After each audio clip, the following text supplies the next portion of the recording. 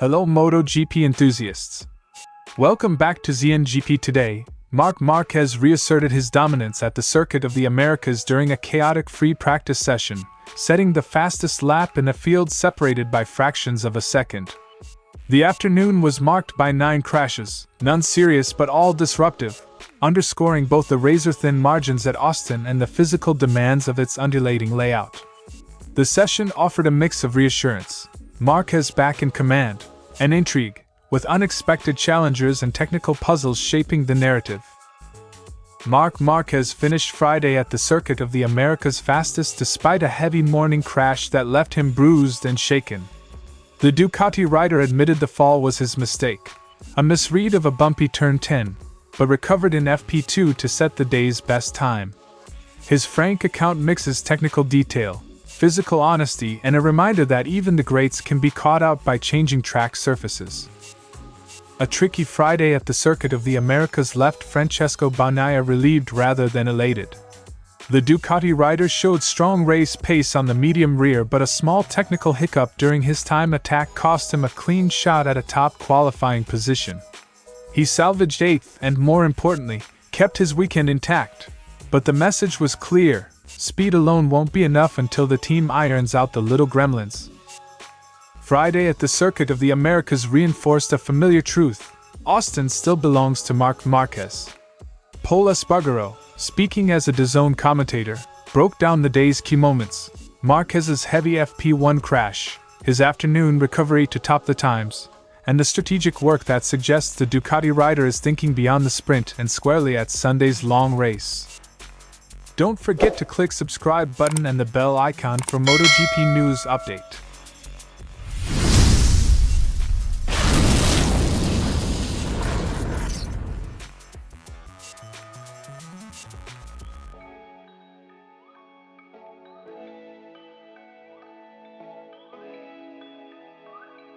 Marquez clocked a blistering 2 minutes and 0.927 seconds, just shy of the all-time record, reaffirming his reputation as Sheriff of Austin. Despite his recent shoulder struggles, he looked sharp, confident, and aggressive, reminding the paddock that this circuit remains his fortress. His ability to rebound from a morning crash and still deliver the benchmark lap highlighted both resilience and familiarity with the track's rhythm. The reigning champion's performance was a psychological marker as much as a technical one, a signal to rivals that even diminished fitness cannot erase his mastery of Austin. AI Ogura stunned observers by finishing just 0.053s behind Marquez on his Aprilia. The Trackhouse rider, still relatively new to MotoGP's premier class, showed poise and pace that belied his inexperience. His lap was not only competitive but also a statement that Aprilia's depth extends beyond its established stars. The session was littered with incidents, 9 crashes in total, involving Acosta, Ogura, Alex Marquez, Jorge Martin, and others.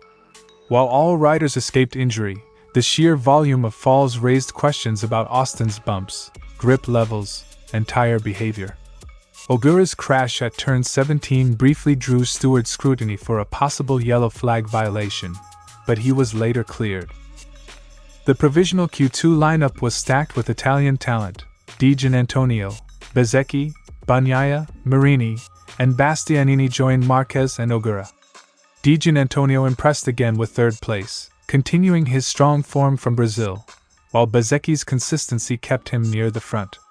Bagnaia looked solid on medium tires but struggled to extract pace from the softs. Martin and Acosta made Q2 but endured mixed fortunes, each recovering from crashes. Yamaha's woes deepened, with Quartararo a full second adrift and Morbidelli outside the top 20. The session highlighted the sensitivity of setups to Austin's bumps and tire choices. Riders reported instability on the soft compound, with Marini's promising lap compromised by a bump late in the run. Bagnaia's comfort on mediums contrasted with his difficulties on softs, suggesting Ducati may need to rethink qualifying strategy. Bastianini's return to Q2 was a morale boost after a difficult run, while Maverick Vinales' withdrawal for shoulder surgery removed an experienced contender from the mix. Austin's free practice was a microcosm of MotoGP's unpredictability, Marquez reaffirmed his authority, Ogura emerged as a surprise challenger, and a flurry of crashes reminded everyone of the circuit's unforgiving nature. With the top 10 covered by just 0.652s, the margins are razor-thin, and the weekend promises a chaotic, closely fought battle. The riders who can turn limited clean laps into stable race setups will be best positioned to thrive in Texas, where resilience and adaptability matter as much as raw speed. Marquez described the FP1 incident as entirely his fault. He tried to attack turn 10 in his usual way, a corner he says suits his riding style. But new bumps and an optimistic line cost him the front end and sent him into the barrier at high speed. Today was entirely my fault. When you've memorized a way of taking a corner, on lap 3 or 4 I tried to take it as usual. But I didn't take into account that on this circuit, from one year to the next there are new bumps. The crash underlines how small surface changes can punish even the most practiced riders. Marquez's admission is notable for its clarity. He didn't hide behind excuses and immediately shifted focus to adapting his line. Pain and abrasion aside, Marquez regrouped in FP2. He altered his line, found rhythm, and produced the fastest lap of the day. What looked like a potential weekend ender in the morning became a statement of resilience by the afternoon. The turnaround shows two things: Marquez's capacity to reset mentally after a big crash, and Ducati's ability to keep him competitive even when he's not at his physical peak. The impact left Marquez sore across his body, with particular complaints about back and neck pain. He stressed his shoulder felt okay but warned the overall soreness would make the weekend a bit more difficult. My arms, my fingers everywhere. When you take that kind of hit, it hurts all over. But my back and neck are especially the worst. Marquez singled out turn 10 as a recurring trouble spot. Approached at nearly 200 km per hour, the corner's bumps can unsettle the bike just as riders begin to accelerate, shrinking margins for error and increasing the risk of high-speed impacts with the barrier. He suggested a wider runoff would reduce danger. Some riders have already hit the wall at that corner. If the runoff area there were widened a bit, it would be better. Marquez acknowledged the weekend will be tougher after the crash, but showed no sign of retreat. He adjusted his approach in FP2 and will likely continue to refine lines and set up to protect against the circuit's quirks.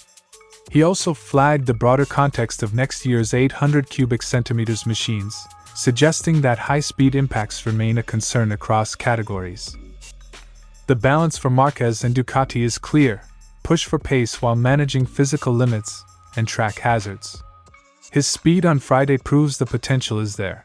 The challenge is to convert it into consistent, safe performance across the weekend. What Marquez didn't say on TV, that turn 10 is one of his favorites, reveals the paradox of elite riding.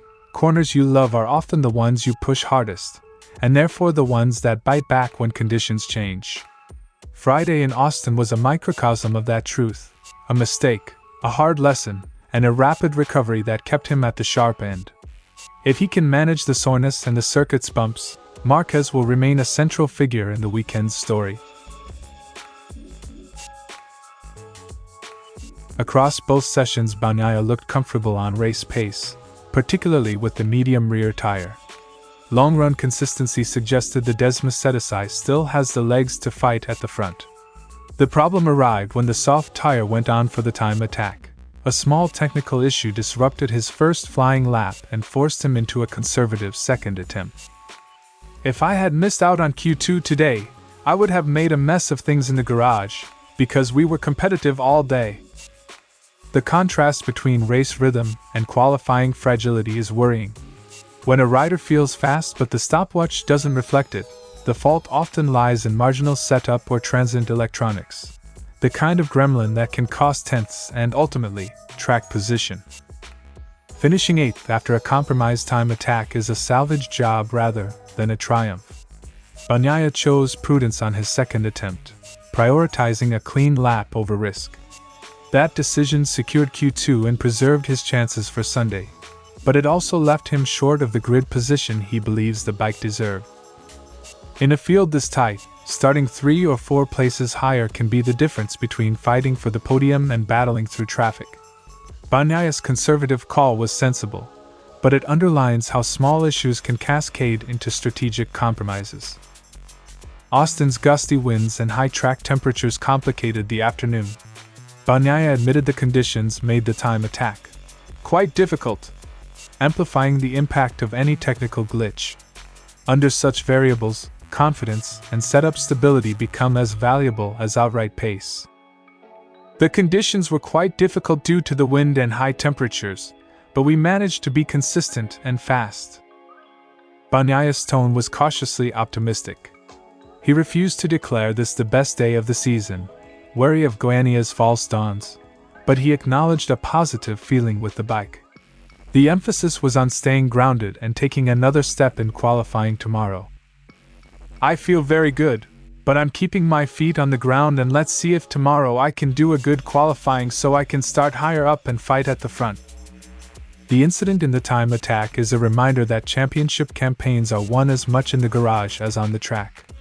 Whether it's a sensor, a tire warm-up routine, or a software blip, Ducati's engineers need to find and eliminate the marginal faults that turn potential into compromise.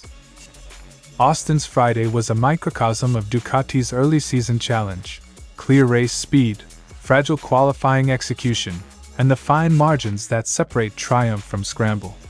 Bagnaia left the day with his weekend intact and a clear to-do list for his team: fix the small problems, and the results will follow.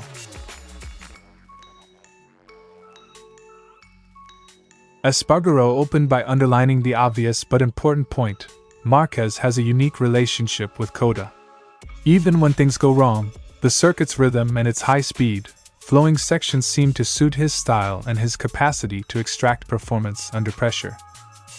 "Marc is relentless. Here in Austin he's someone who is capable of anything."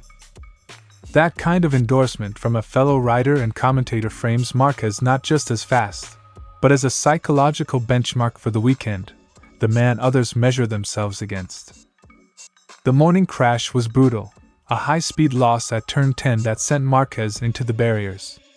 Espargaro acknowledged the severity and the risk it posed to the weekend, yet he was equally struck by Marquez's response: a measured change of line, a focus on the medium tire, and a return to the top of the timesheet in FP2. Espargaro highlighted a tactical nuance. Marquez spent significant time on medium front and medium rear tires, prioritizing Sunday's race conditions over the sprint. With higher temperatures expected and rear degradation a factor, that choice signals a long race mindset. He's been one of the few riders who's worked a lot with the medium front and medium rear, thinking not about tomorrow's sprint, but about Sunday.